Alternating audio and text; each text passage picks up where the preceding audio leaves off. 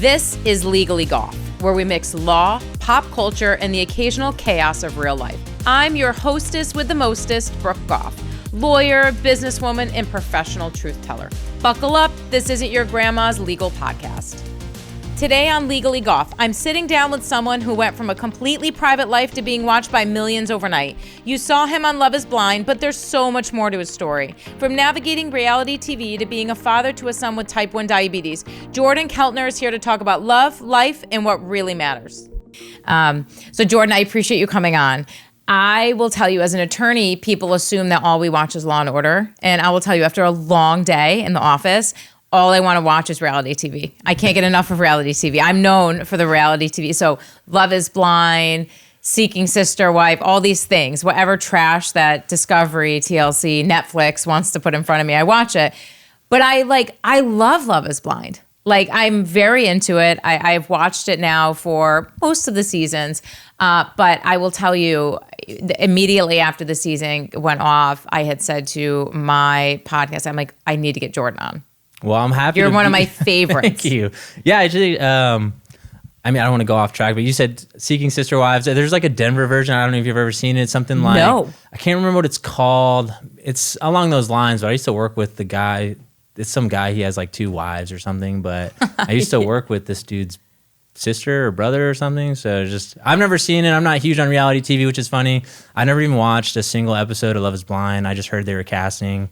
My friends were like, you should apply. And I was like, I'm not going to, because no one's going to see my application. That's a waste of time. Yeah. And then, lo and behold, I applied because my son just took a super long shower one day. He wouldn't get out. And I was like, I guess I'll just apply. And they called you. Yeah, and they called me the next day, which was super weird. So I have to say, though, you're a good-looking guy. Oh, I appreciate that. You are. Why Love is Blind? Yeah, so I think dating I catch heat for calling myself a single parent, but I'm a single guy with a kid, so single parents. Single parents, right? It seems pretty, right terminology. It's like in there, but yeah, I think that would just, it's a lot to date, and people don't want to date single parents, which I don't think there's anything wrong with. But I just thought it was a unique opportunity. I'd kind of been on the apps for, forever, not being super intentional, or I'd like meet someone I liked, and then it wasn't like working. And then just had the opportunity to go on Love is Blind. I was like, I'm just going to take this as serious as possible and see what happens. What'd your parents think? That's funny, because I initially had told my mom about it after they gave me the initial call, and she was like almost in tears, really upset, like, oh, you can't, like they're gonna spin it, you're gonna look bad. And so I waited to tell my dad, because I thought I didn't want to hear. I was like, I'm doing it. I don't want to hear it from my parents. And then it was my birthday dinner, and I told my dad. My dad thought it was the coolest thing ever. And I was like, I should have started with you. And start with you and let him tell her. But yeah, now they're just so proud, and they love it. And now they're into reality TV. And my dad, he's like a super badass, like military guy. Awesome. And he'll just be like, did you see this? And I'm like, dude, this is a tabloid, dude. You're reading tabloids now? That's crazy. Yeah, well, it's kind of a cycle effect. Trust me. We all go through it. Us Weekly becomes your new thing. Once you watch one reality show, it's Us Weekly all the way. Yep. It's as a parent myself, and you're a parent as well, there's the thing with Love is Blind that's interesting is it really does, and we're going to talk more about that. It says it does allow you to get to know the person for who somebody is versus what they look like. I argue, however, that you still have to be attracted to some regard to the person. I think I speak for most of America when I say that. So I want to talk about that process with you a little bit. So for sure. So Megan was very attractive as well. You guys made a very attractive couple. But was there any part of you that was concerned, like you're getting to know these people, that was concerned that what if I get to the end of this and there's absolutely no attraction for me?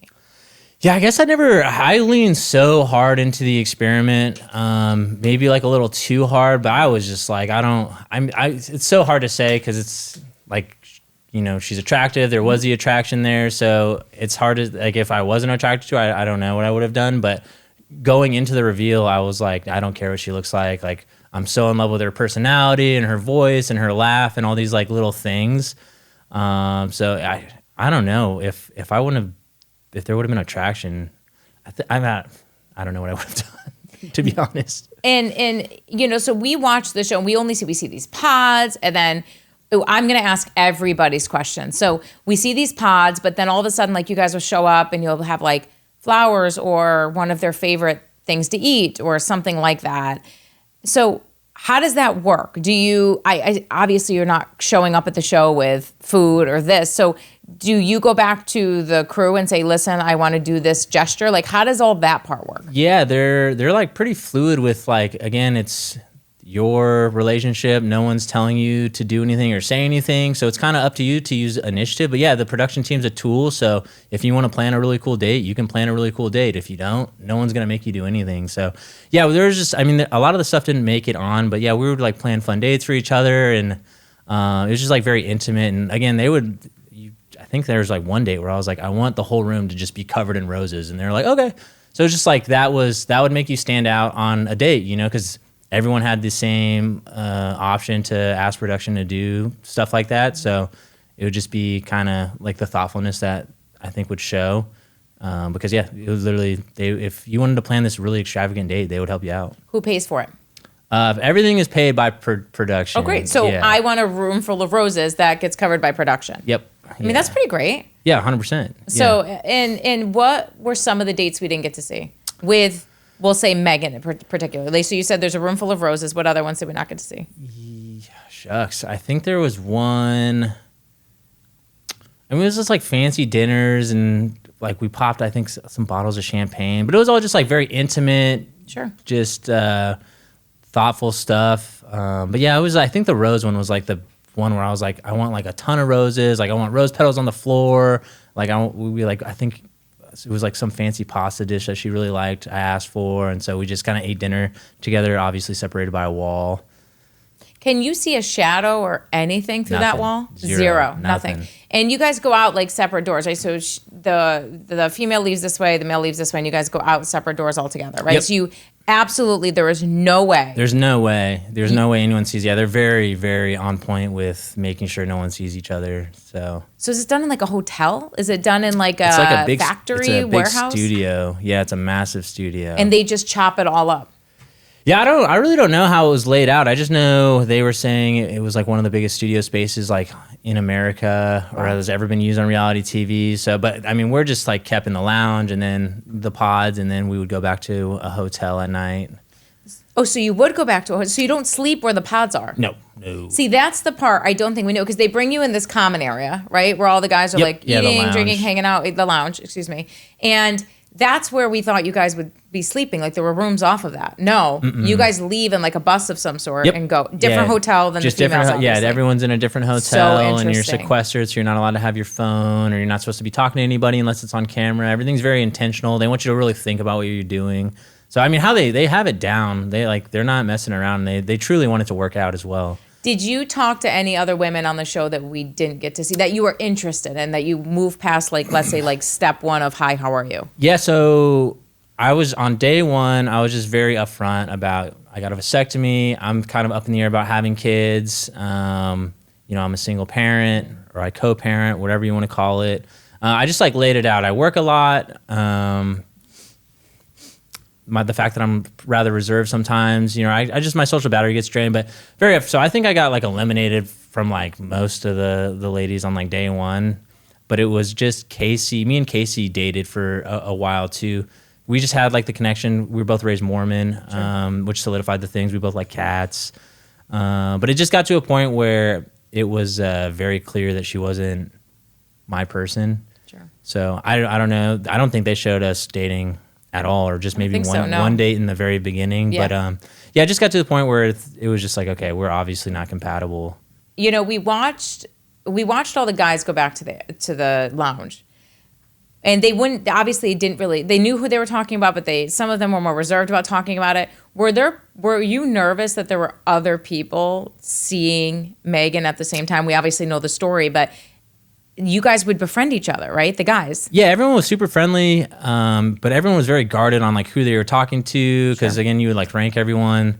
So you were just trying to be like, hopefully this person I really like isn't talking to her. Cause yeah, it was almost like people were being kind of selfless in a way. Like, it was a very unique situation to be dating all these same people with your, people that are going to become your best friends and stuff like that. But, I definitely almost like ignorance is bliss type thing. I wasn't super, I was just like, I'm just going to go. And if it's not going to work, it's not going to work. I was very leaning into the universe has a plan for me during that whole situation. And you're saying that as you said, like you would not really speak about it too much, but there were some men that were in there that were pretty forward and open with who they were seeing, and some of them actually ended up finding out that it was the same female. Like you didn't run into that at all.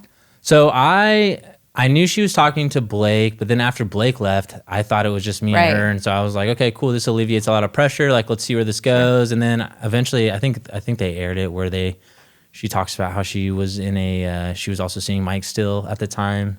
So then I was like, oh, fuck, this is, I was like, that's crazy. Cause I definitely stiff competition just cause she was like, yeah, we're so much more compatible. And in terms of like our lifestyle and like what I would normally go for. So I was like, yeah, it's stiff competition, but we got it still. How many days are you in the pods for? I think you're in the pods for like 10 days or something like that. And it's 10 days in a row, like you don't get days off? Correct, yeah. Okay, so 10 days in a row. How many dates in a day do you have with the same person? So you're seeing Megan. Like how many dates as you guys got more serious are you in the pods together? Yeah, so there would be like dates in the morning, and then you could also, and I don't want to like spill production secrets or anything, but you list each other and then they put it, so you'd rank each other like 1 through, sure. Like I think the first day was like 1 through 16, you'd speed date. And then, obviously your list gets like super dwindled. So you end up with like 2 or 3 ladies that you're dating per day. And then, so you would like have your morning dates. And then as the days go, like they're putting all this information in some program, which is like, okay, cool. Like it's so complex how they do it. It's truly amazing. But yeah, like a date would drop off just due to the algorithm that they key in. If you're super interested and they're not. Yeah, well, just based off the rankings, right? Understood. So I forget what the program is, but it's some program they use to like match organ donors to like recipients. Like it's very scientific. But yeah, dates would just kind of drop off. I mean, I don't really truly know. It's just magic to me. But yeah, I don't even. Sorry, what was the question? No, you answered it, actually. Red flags, right? So looking back, I assume you being in you being in the recording versus you now watching it play back are two very different experiences, right? Totally. Because they don't tell the whole story. Looking back, do you see any red flags that you missed with Megan in your relationship? Not Megan, but the relationship that you guys had. Yeah, I mean, like just for like reflecting, and this is not against anybody, but I think everyone was just like leaning into the experiment like very, very hard. So like how I introduced my son to the whole thing, and then her, I think we were just like very excited, So I wish we were a little more tactful on how we navigated the situation with my son. There is, again, like the whole thing is they film for so long, and then they condense into 12 hours. So tons of chopped and screwed and editing and stuff. So. But yeah, I just wish I was like a little more tactful, or, was a little more vocal on being like, hey, like I really don't need you to like be Luca's mom. Like, and I said that multiple times. Like Luca has a mom. I'm just looking for someone to love him. That's all. That was my only expectation. But I think some of it was kind of like us forcing my son into the situation, which wasn't fair to him. But in terms of red flags, no, I don't think so. She was very like upfront and genuine with like who she is as a person. Do you, it must be weird having cameras follow you absolutely everywhere though. You get acclimated like super quick. So it would be more kind of like, I was working my regular job, and then we'd have to come home and have these tough, intimate conversations. And sometimes, my last job was just so socially draining, just talking to people all day, generally not good conversations, just me, like something's breaking, something's going wrong. How are you going to fix this for me? And I was just very drained. So to have to like, get my teeth kicked in at work and then go try to be like a good fiance or the fiance she deserved was very, very hard. Well, there's also a huge income disparity, right? Yes, yeah. And it seemed that from watching from the outside, and obviously that you struggled with that a little bit. Not in a way though that you're like, it's not okay that you have more money than I do, but it almost seemed like you didn't want her to feel like you were just not going to do anything. Does that kind of make sense? Like you did not expect her to support you and your son. Yeah, I didn't. There's no expectations, right? I just wanted to make sure I was bringing something to the table, and with some of like her lifestyle choices and stuff, I feel like I was like, there's no way I can afford this or compete, and I don't want to. I don't know, like I don't want to, like I want to feel like I'm bringing something to the table, and there's times like when we're looking at this crazy expensive house. Yeah, I was just gonna bring it up. And again, I was like, I've been super fortunate. I know they kind of portrayed it to like I'm like broke, like I'm just super financially conscious. You know, I like to invest my money or start businesses, which I wish they would have spoken about a little more too. But there's just I just feel like I wasn't able to. She was just so far ahead of me in terms of money. And I was like, I don't know how I'm going to, like make her feel secure with like my financial situation. But it is what it is. If you guys had made it past that date, like all the way, would your answer, because I know from watching it appears that she had been the one to ultimately make the decision. Yeah. I mean, however, I assume there's a lot we didn't see where you guys were probably having conversations about potentially what this decision might end up being. Would you have said yes at the end? For sure. Yeah. But I mean, I've said this before. I just underthink.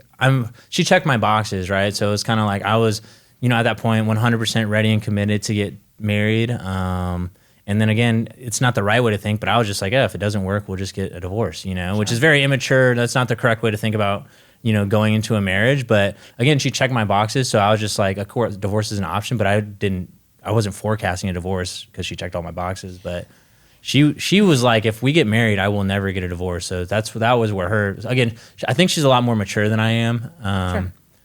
But yeah, that's where my head was at. Now she's had a baby. Yes. Since. So it seemed, again, from the viewers here, she seemed when you guys would chat, because you did not want your son on camera, which, by the way, I commend you for. So I mean, I gotta hold myself accountable. I was super down, just because again, I was leaning so hard into the experiment, and it was like I wanted to tell my story my way, and it was important for her to be involved with my son too, to commit to this like lifelong relationship. But his mom was like, no, we can't do this, and I had already like. You mean the TV part of it? Yeah. Luca's mom was like, no, you're not putting him on camera. And then I was like, okay, cool. Like that makes sense. It's co-parenting. If she wasn't there, I probably would have put him on camera, because I make poor decisions sometimes. Well, I commend you guys for the choice. And I'm sure looking back now, you're like, yes, I'm so happy glad, he was so not. glad. Yeah. But I'll tell you, from what you had said and what she was saying, like she had bonded with Luca really well, but it's one, and I am a type 1 diabetic. So, right, we've talked about that a little bit, but it's one thing having we'll say stepchild, or being with a partner with a child that is just developmentally, I don't like the word normal, but type 1's a whole nother ballgame, especially with a young boy. Yeah. How old's your son? He's about to turn 7. Yeah, I mean he was very young when he was diagnosed. He was 2 when he was diagnosed, and then I think he was like 5 when we were filming. Yeah, I mean that's a tough. Yeah, lots of ups and downs. There's a lot of nights where she would like wake up and be like, his alarm's going off. I'm like, all right, let me go handle this. But you know how that is. Just you don't ever sleep the same once you go through that. You don't, and I would say that I don't want to say it's a lot to ask, but it's got to be the right person, right? And you're gonna know it's the right person when you go into a situation and they don't care. And it's the same when, by the way, a type 1 diabetic is dating or getting married or going with somebody as well. Like the same problems you're having right now with your son, we have with meeting people and getting married and being with partners, because it's a lifelong commitment. It is. But your story with your son and how much you were trying to like raise awareness for him and the type 1 has been really great. And I want to chat a little bit about your experience with him. And obviously his fight with type 1. So how did you find out that he was diabetic? Yeah, so there's no diabetes that runs in either our family. Like there's no like direct link or whatever. So I was not cued into anything. It was just he was like 2, and then he just started like peeing a lot. That was like, it wasn't even like, oh, he's had like consuming a ton of liquids or whatever. He would just like pee a lot, and we would change his diaper, and then 30 minutes later he's pretty much like leaking out of his diaper. And we're like, okay, let's just observe that. And then after a couple days it didn't get any better, it was getting worse. We took him to our pediatrician, and then they misdiagnosed him, pretty much sent us on our way. And then my dad he was pre-diabetic at the time, and he was like, these are literally telltale signs of diabetes, like, come over. I have like a finger stick. So they pricked him, and then it wasn't even close. It was, the meter read high. So we took him to the ER, and his blood sugar was like 1,300. So he was like about to enter, diabetic ketoacidosis, which is like really scary, and then crazy that our pediatrician just didn't run this simple test. Yeah. So, yep, that's what happened. Is that why you got a vasectomy? Because you're afraid of having another child with type 1? No, I got a vasectomy. I never wanted kids, to be honest. I was always just kind of not even selfish with money, but selfish with time. Sure. I don't really, like, when it comes to responsibility, I try to keep it at like bare minimum, so, but then, she got pregnant, and she was like, we're going to do this. And I said, let's do it. But I was like, I will not be doing this again on accident. So that's sure. why. So it's your birth control. Yeah, exactly. I was just like, again, it's not fair that all the pressure's generally put on the ladies, and it's a rather non-invasive surgery. So I was like, I'm just going to get it done. Going back to the Love is Blind stuff. So one of my favorite characters was Edmund. I love Edmund, yeah. All the show. Like, are you guys still friends? Like, you guys had a pretty good connection on Yeah, he actually came over for Thanksgiving, spent Thanksgiving with me and my family. Yeah, I love Edmund. Like, he's insane in the best way, but he's him. That's why I love the whole cast. Everyone's themselves, and some of them are like easy to love, and some of them are not. Yeah, but it's like, I love just the genuineness that especially comes from Edmund. He's just himself all the time. You go to, we'll just like pop and run into each other downtown here and there or whatever, and it's just like, he's just him. He just does his own thing. He's always on some sort of side quest. But yeah, I love Edmund. Yeah, we all felt for him because we were pulling that he would get the intimacy he was begging for. Yeah. And the whole show. And we were hopeful. I mean, based on how it ended, it doesn't seem that he got that.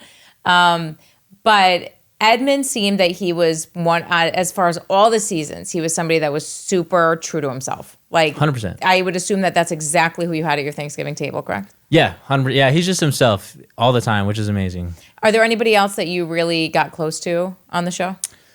Yeah, I mean, in terms of the guys, I don't really talk to the girls too much. Here and there, we'll chat, but there's like 4 or 5 of the guys we're pretty close with. But I mean, I love everybody, and I'll try to make my way down my contact list and call them here and there. But yeah, it's like Joe, Dylan, Jensen. There's just a couple guys. It's like some of them got like screen time, and some of them didn't, or like because when you're in the pods, if you don't have any connections, you're removed because you're just a distraction at that point. So some of the guys like didn't have any connections like right off the bat, and they just went home.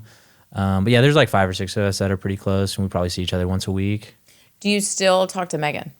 Yeah, I chat with her here and there. I try to. It's like that's good. Nice. That's good. Yeah, it's banter. She'll like post something on her Instagram, and I'll comment because everyone loves to bash the chicken smoothie. So she just did some cereal. We haven't gotten there yet, but it's gross. That's my first. I do not like.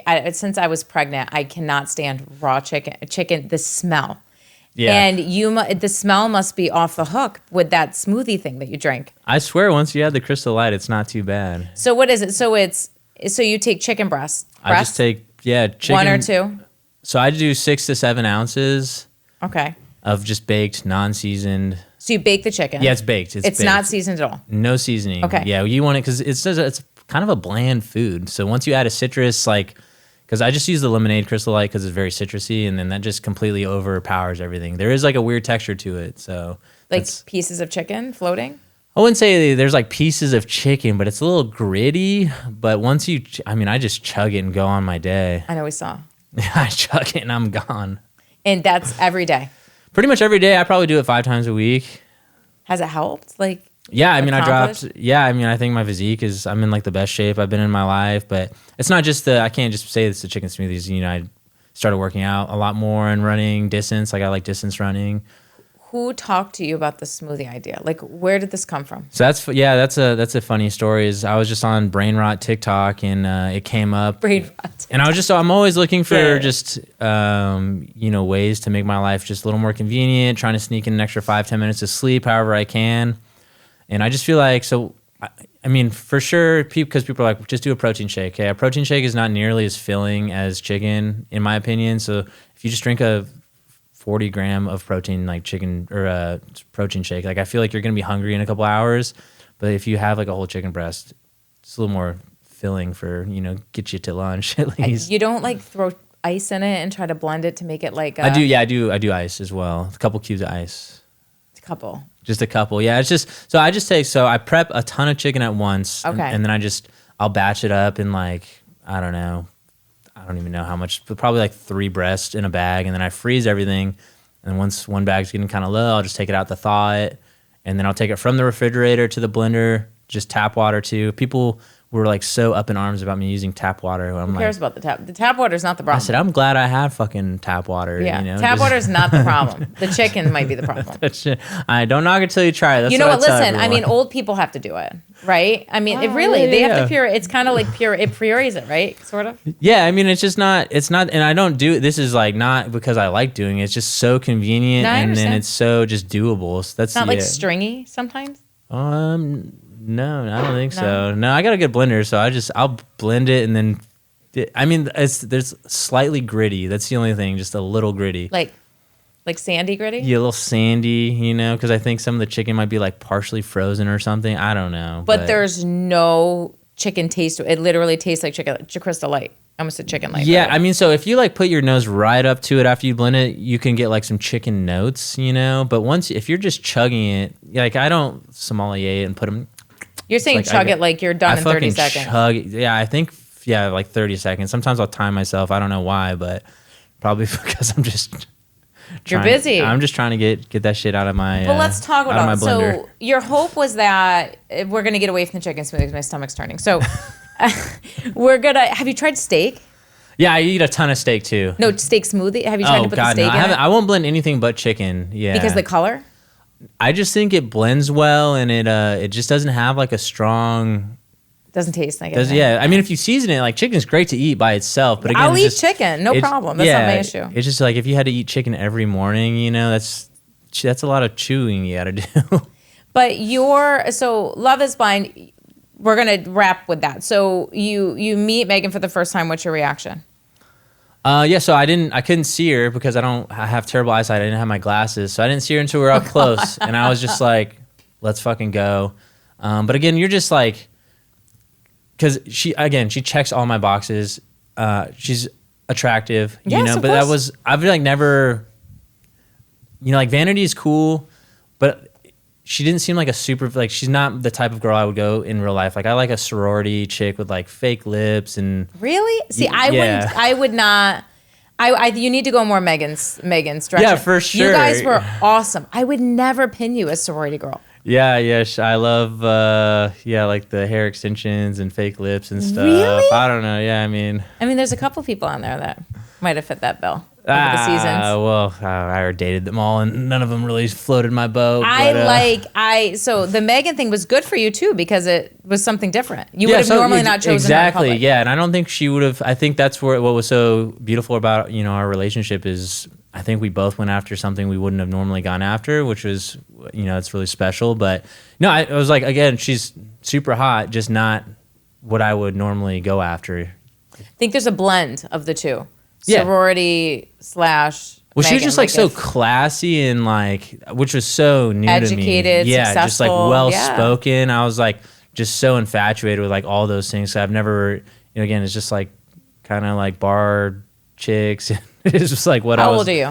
I just turned 31. Do you think if you had met her 5 years down the road, it might have been a different outcome?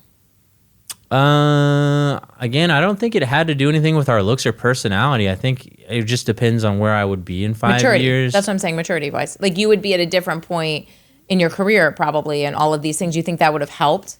I think it would have. Again, I don't think it was necessarily even like the money. I think it was just the time. Like she just wanted me to have the flexibility to go play golf on Wednesday morning or like take a random Thursday off or go to Italy for 3 weeks, which at the time was completely not doable. So I don't know where I hope I'm in a spot in 10 years where I can do all that stuff. But yeah, I think things would have worked out fine if I just didn't, like if I matched her position in terms of like her work-life balance was like very, very good, and mine was the exact opposite. So I just wasn't able to dedicate the time she needed.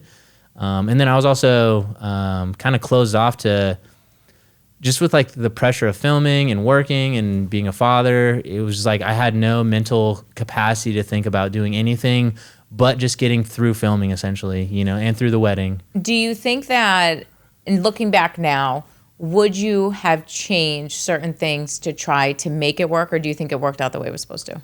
I definitely think it worked out the way it was supposed to, for sure. No regrets? I mean, no, not really. Good. I just wish I feel like, and that was like watching it back, I was just so impressed with our communication skills, because that's not, I wouldn't consider that like a strong suit of mine. But again, it was just like so refreshing to see like, okay, we were so compatible in terms of communication, how we could navigate conversations and conflict was just like amazing. Cause with my past relationships, it's definitely not how it was. But yeah, I don't think it was meant to be. So you're currently single? Currently single. Yeah. Okay. Working around the clock? No, so I actually was able to leave my job. So right now, really focusing on the book brand. Awesome. And scaling that. I get to do this amazing like content creation work for brands and stuff. And I don't know how long that's gonna pan out, but it's just like giving me the availability to pick up and drop off my son at school, which is the coolest thing ever. And I still work a lot, but it's just more like sporadic, and I work when I want to, essentially. So you're currently in the dating pool now? Yeah, it's like I'm in a weird spot, like emotionally. It's really hard for me to, again, I feel like I was always just kind of like a weird guy, and I could get by because I don't think I'm like the most attractive person, but I think I'm handsome.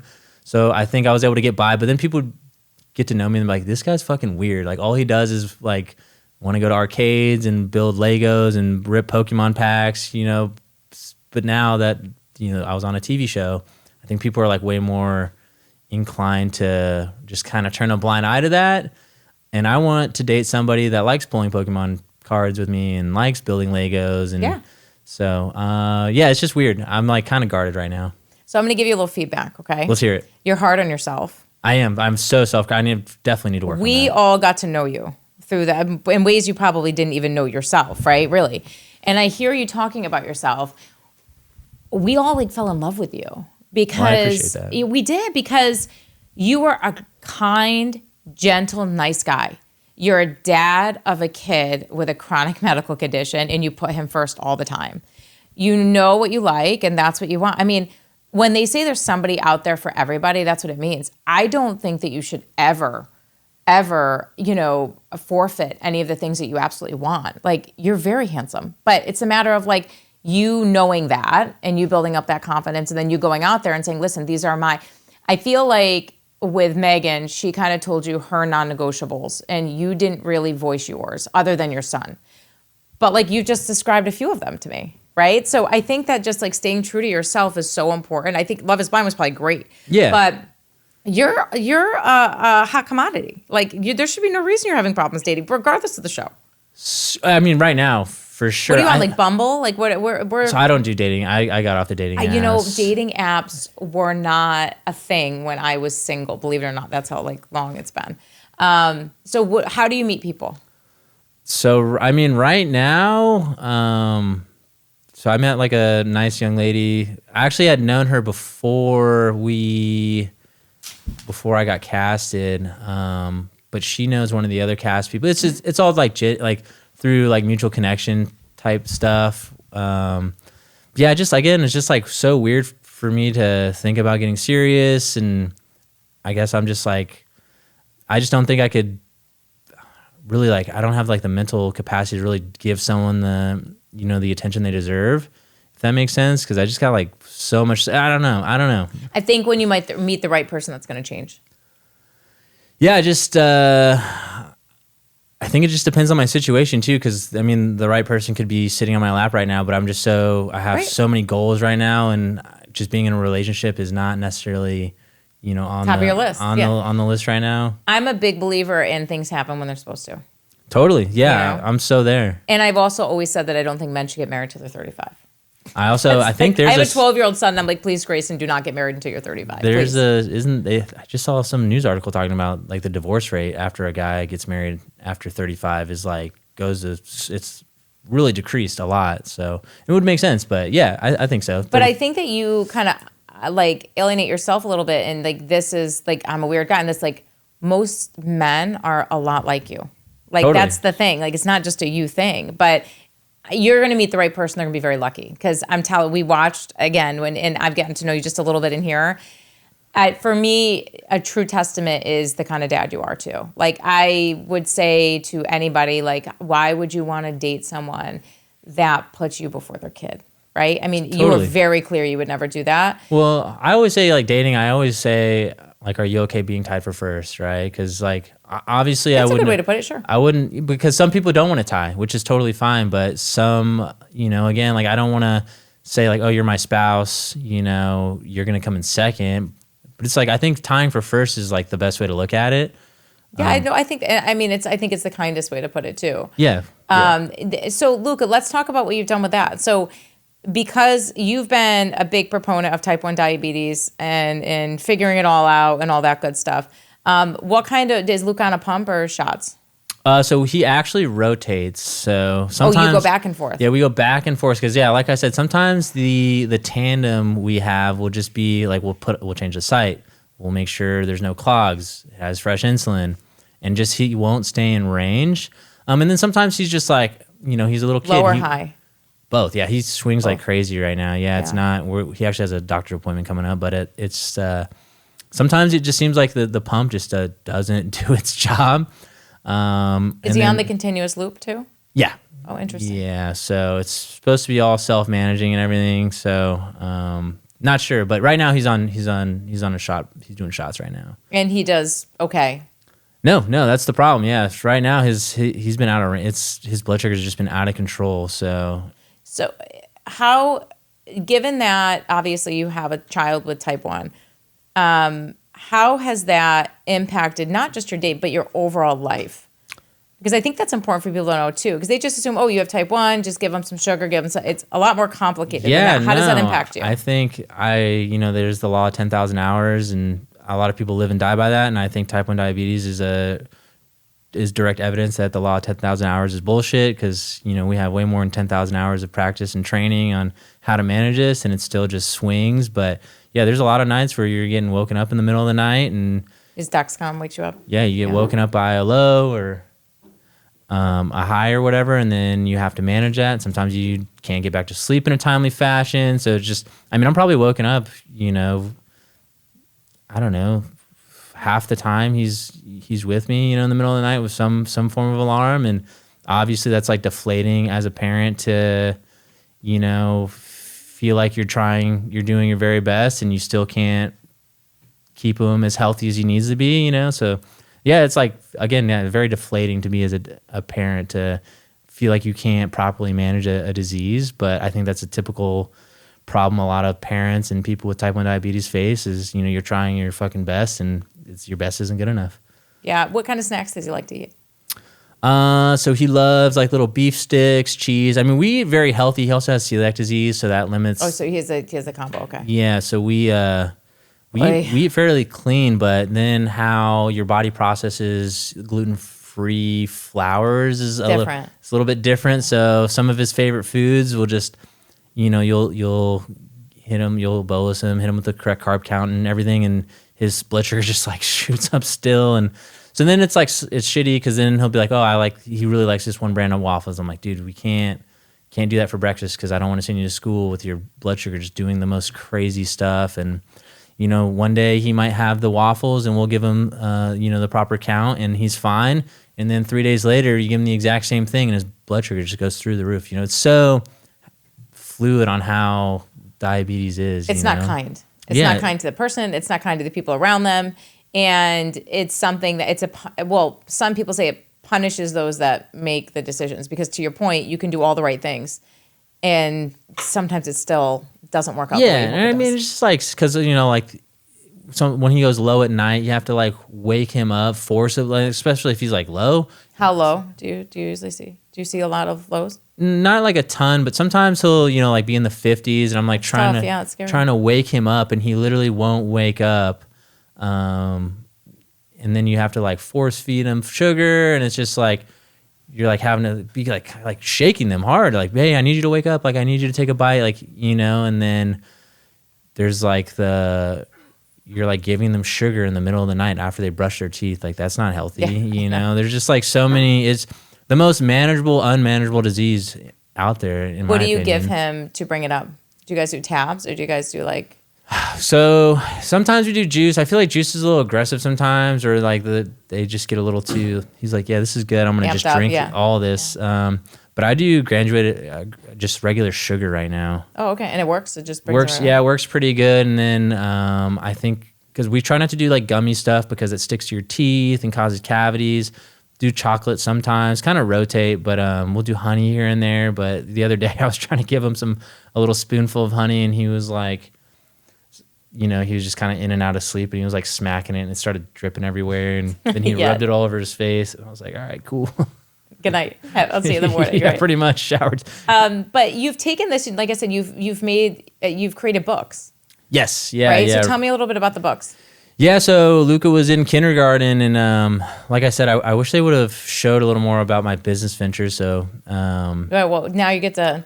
Now we get to air it out. Yeah, so I've always just kind of been entrepreneurial a little bit, and so I had a car sharing company where I was like essentially subleasing cars to this other company to use them for car rentals, and that was going super, super good. And then the economy, I don't know exactly if it was partially due to COVID or whatever, but that was doing very good one year, and then it just started rapid decline year after year after year.